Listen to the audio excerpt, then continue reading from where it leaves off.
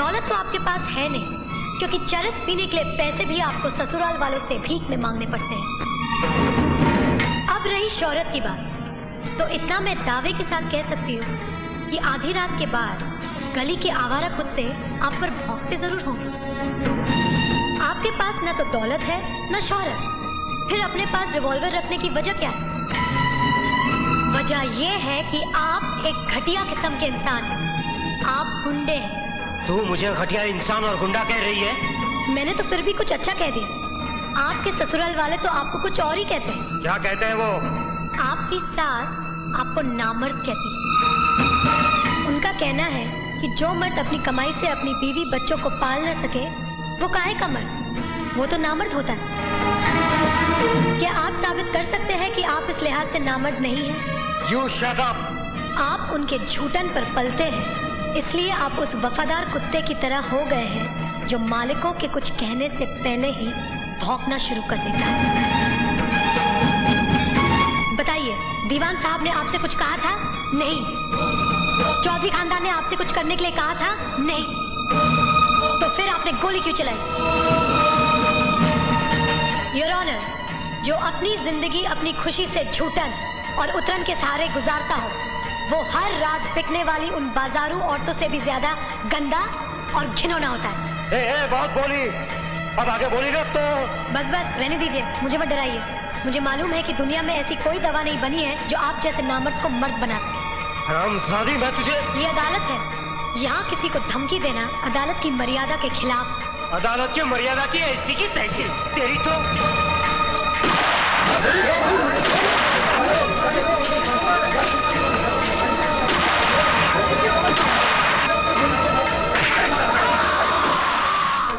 आइए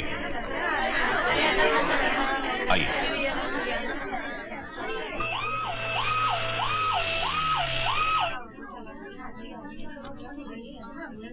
निरंजन चौधरी कौन है? मैं। आइए मेरे साथ।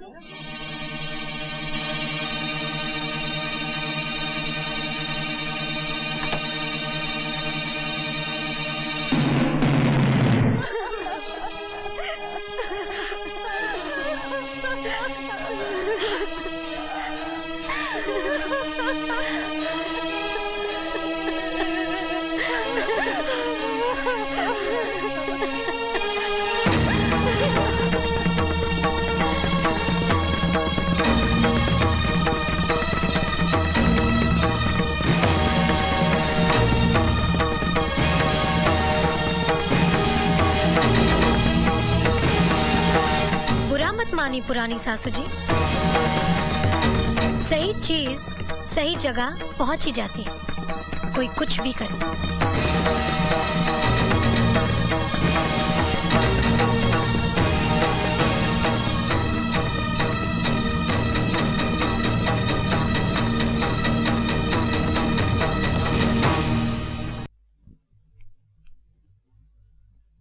आप अंकुश चौधरी के श्राद्ध में नहीं आए? मैं खूनियों और बदमाशों के श्राद्ध में नहीं जाता। तब तो बहुत अच्छा किया आपने। अब जो होना था वो हो चुका, अब जो होना है वो हो जाना चाहिए। शादी की नई तारीख निकलवा लें। ये शादी अब नहीं होगी। नहीं नहीं, ऐसा मत कहिए सेठ जी। हमने जो कह दिया वो कह दिया। नहीं सेठ जी, शादी की तैयारी में हमने लाखों रुपए खर्च किए हैं, ऊपर से जात बिरादरी में नाक कट जाएगी। ऐसा मत कीजिए, ये रिश्ता मत तोड़िए। मैं आपके हाथ जोड़ता हूं, पांव पड़ता हूं। हमारी इज्जत का कुछ तो ख्याल कीजिए।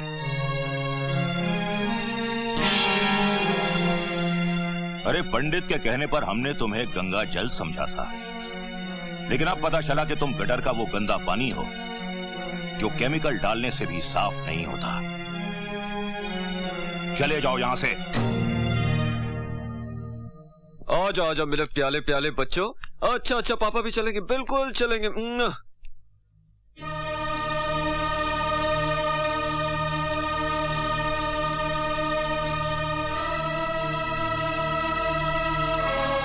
रहीम चाचा, रहीम चाचा जी, ये बच्चों को सर आइसक्रीम खिलाने चाहिए, ये बहुत जिद कर रहे हैं। जाओ बेटे जाओ। चलो। सुनिए,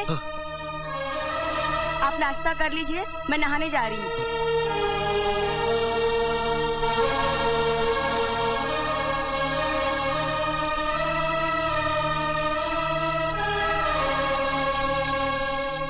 मुझे आपसे बहुत सारी बातें करनी है, जिसके लिए ये जगह मुनासिब नहीं। हम कहीं और मिलेंगे। देखो, पूरे 1 महीने के बाद मेरी बीवी और बच्चे घर लौटे हैं। आज मैं घर से बाहर निकल ही नहीं सकता। मिस्टर राज, हम दोनों ने यहाँ एक रात गुजारी है। जो शक मेरी ससुराल वालों को हुआ, वही शक आपकी पत्नी को भी होगा। अपनी पवित्रता का सबूत न तो मैं दे पाए थे और न आप दे पाएंगे। जिस तरह मेरी दुनिया बर्बाद हुई, उसी तरह आपकी दुनिया भी बर्बाद हो जाएगी। अगर आप इस बर्बादी से बचना चाहते हैं, तो ये रहा मेरा पता।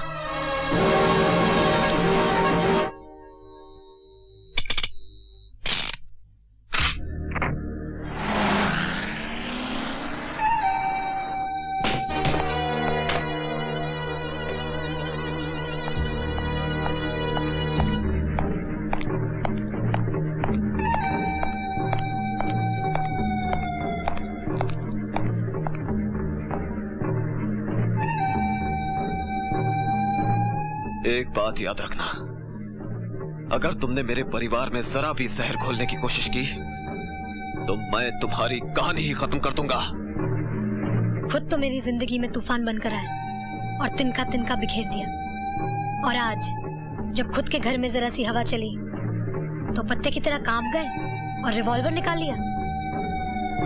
चलाइए, गोली चलाइए। गोलियों से न तो कहानी खत्म होती है और न ही पाप मिटता है।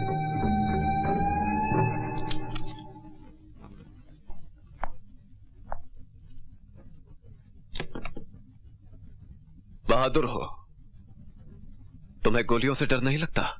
जिस औरत का न भाई हो, न बाप, न शौहर, न समाज, वो औरत औरत नहीं रहती, लाश बन जाती है। और लाश गोलियों से नहीं डरती। और इन सब के जिम्मेदार तुम हो। मैं तुम्हारी बर्बादी नहीं चाहता था। फिर मुझे बर्बाद क्यों किया? मेरी एक बहन थी, राधिका। वो निरंजन से प्यार कर बैठी और उससे शादी करना चाहती थी, लेकिन निरंजन ने उसे ठुकरा दिया और उसने आत्महत्या कर ली। बात यह है कि भैया पर बहुत सी लड़कियां मरती थी। एक थी राधिका, उसने तो भैया के लिए अपनी जान ही दे दी। मैंने अपनी बहन की चिता पर कसम खाई थी कि मैं निरंजन को कभी शादीशुदा जिंदगी का सुख भोगने नहीं दूंगा। तुम्हारी वजह से उन्होंने मुझे बदचलन आवारा साबित करके घर से निकाल दिया। मैं एक बहू नहीं रही, मेरा बाप नहीं रहा, मेरा बच्चा नहीं रहा। मिस्टर राजेश्वर, तुम एक बेटी, एक बहू और एक माँ, तीनों के मुजरिम हो।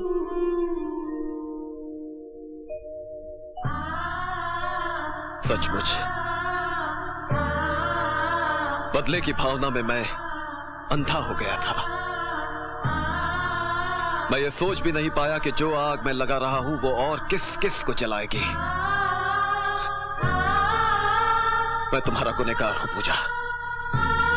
तुम मुझे जो सजा देना चाहो दे सकती हो।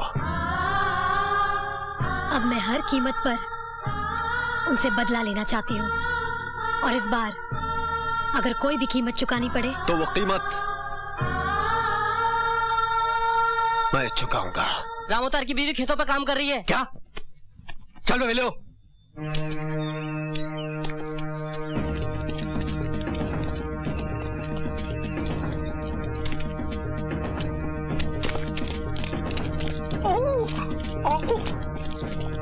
तेरी इतनी हिम्मत, निकल जा मेरे खेत से। ये तो हमारा खेत है चौधरी जी। अरे तुम्हारा था, अब ये मेरा है। राम अवतार ने 20,000 रुपए का कर्जा लिया था, जो सूद समेत 50,000 रुपए हो गए थे। ये कर्ज चुकाने के लिए राम अवतार ने मरने से पहले सारा खेत मेरे नाम कर दिया था। आप झूठ बोल रहे हैं चौधरी जी। अरे मैं झूठ बोल सकता हूँ, लेकिन ये कागजात झूठ नहीं बोल सकते। ये देखिए मुखिया जी, ये देखिए राम अवतार के अंगूठे का निशान देखिए। हाँ भाई, कागजात तो पक्के हैं। हाँ, अरे मिलो, निकाल इसे। अरे निकाल। चलो निकलो, भागो। निकाल दिया। चौधरी, तुझे भगवान कभी माफ नहीं करेगा। चौधरी जी, ओ चौधरी जी, मैं ये पूछ रहा था कि राम अवतार जी की तो तुमसे पटती भी नहीं थी, वो तो तुम्हारे दरवाजे पे थूकने भी नहीं आता था, मतलब आता नहीं था, फिर उसने कर्जा कभी लिया तुमसे, और वो कागजात पर निशान कब लगाया? बीच में मत बोल। कमाल है, और बनने में अभी बीच में बोलते हैं, मगर आप उन्हें कुछ नहीं डांटते। हाँ नहीं डांटता, इसलिए कि वो मर्द है। तू मर्द है क्या? मुखिया जी, साले को क्या मालूम कि राम अवतार एक इज्जतदार आदमी था, और हर इज्जतदार आदमी कभी किसी के सामने नहीं, हमेशा छुपकर कर्जा लिया करते हैं। क्यों मुखिया जी, जब आपकी बेटी की शादी हुई थी तब आपने भी तो। हाँ, चौधरी साहब सच कह रहे हैं। पंचायती करने आया था साला। इतने भी हमारी बेइज्जती मत कीजिए चौधरी साहब। क्या करेगा? क्या करेगा तू? दिखाएगा आंख? आंख निकालूंगा साले। भाग जा यहाँ से। कभी मेरी दुकान पर आया तो देखो साईं, अगर 2 दिन के अंदर तुमने फैक्ट्री नहीं खरीदा तो मैं किसी दूसरे को दे दूंगा। अरे तुम भी खामखा की धमकी देते रहते हो, मुझे अच्छी तरह मालूम है कि इस फैक्ट्री खरीदने वाला कोई दूसरा नहीं है। अरे आपका ख्याल गलत है साईं, दूसरा ग्राहक माल के साथ तैयार खड़ा है। वो तो आपसे पहले बात हो गई थी, इसलिए 2 दिन का टाइम दे रहा हूँ। दूसरे ग्राहक से मिलवाऊं, खातिरी कर लो। अरे साईं जरा बाहर आना।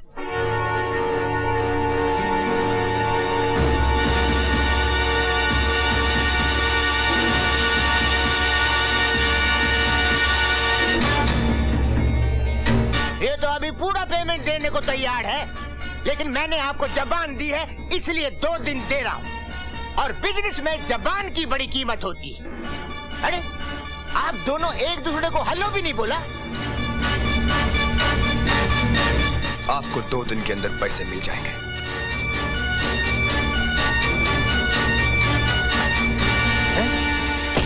साईं, आपको देखते ही निरंजन की आंखों में खून उतर आया था, और उसे देखते ही मुझे अपना खून याद आ गया था। उसका मूड देखकर तो ऐसा लगता था जैसा वो आपको मार ही डालेगा। ये काम तो वो पहले ही कर चुका है दुदानी, अब तो उसके मरने के दिन है। अब तो उस फैक्ट्री को खरीदना जरूरी हो गया है। वो भी उस फैक्ट्री को खरीदना चाहता है।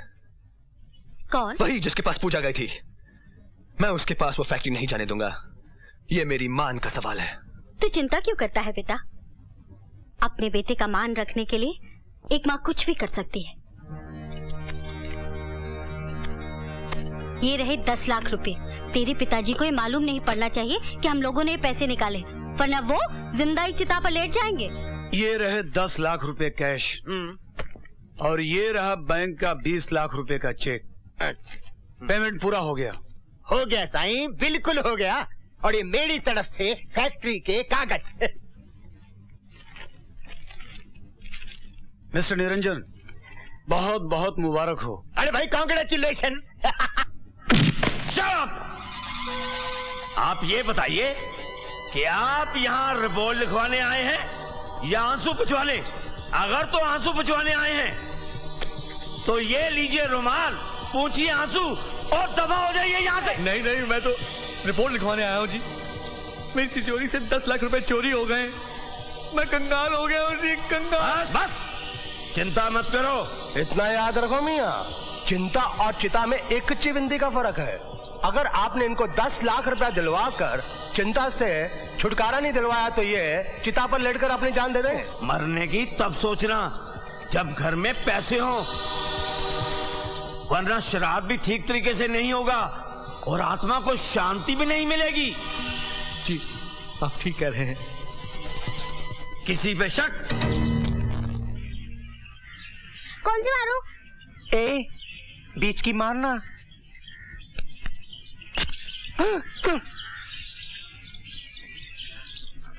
ओह, अरे 2 गोलियां तो कम है। जरूर इसने ही चुराई होंगी। ए, चल फुट। चल निकाल मेरी गोलियां। नहीं है ना? हाँ। बिल्लू तेरा नाम है? हाँ, मेरा ही नाम है। तो चल। मैंने कुछ नहीं किया, छोड़ दीजिए।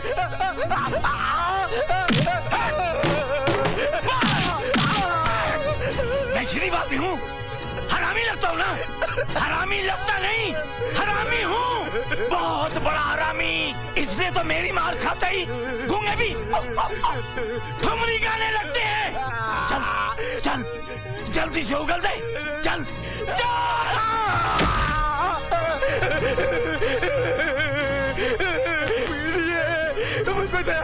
दया कितनी किलो दिया चाहिए?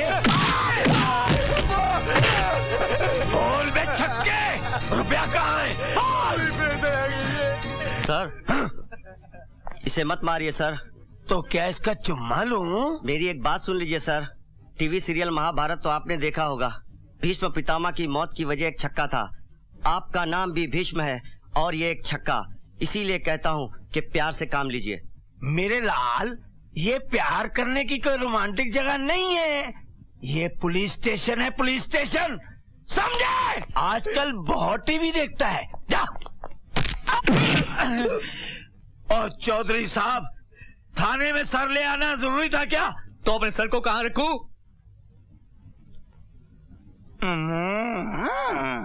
लेकिन सर आप टकले कब से हुए? और चौधरी साहब, ये टकले का सर है ना, गुस्से का स्विच बोर्ड है, स्विच बोर्ड, जिसके 24 बटन आपने दबा दिए हैं। शुक्र करो आप बच गए, क्योंकि आप भी तो टकले हैं ना।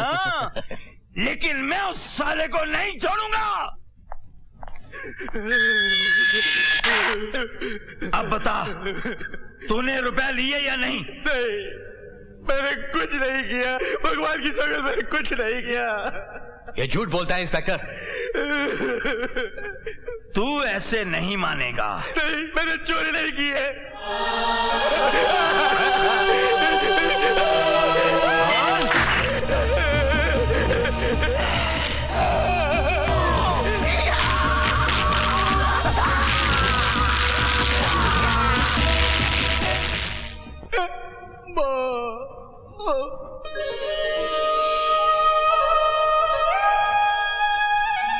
निरंजन बाबू, आप यहाँ?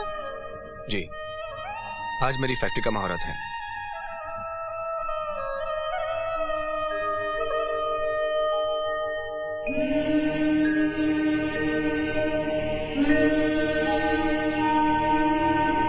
तुम यहाँ? मंदिर का द्वार पूजा के लिए खुला रहता है, लेकिन मेरे घर का दरवाजा तुम्हारे लिए कभी नहीं खुलेगा। वो घर नहीं, किराए का मकान था मेरे लिए। जब रहने की कीमत नहीं चुका सकी तो निकाल दी गई। हर एक के जीवन में कुछ न कुछ सालों के लिए बनवा